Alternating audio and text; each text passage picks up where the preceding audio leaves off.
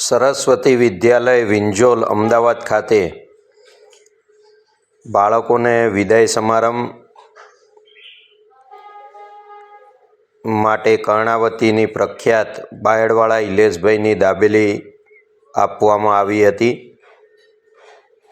આપ જોઈ શકો છો કે લાઈવ દાબેલી ત્યાં જ બનાવી અને ગરમ કરીને આપવામાં આવી હતી। 1200 નંગ દાબેલી બનાવવામાં આવી હતી।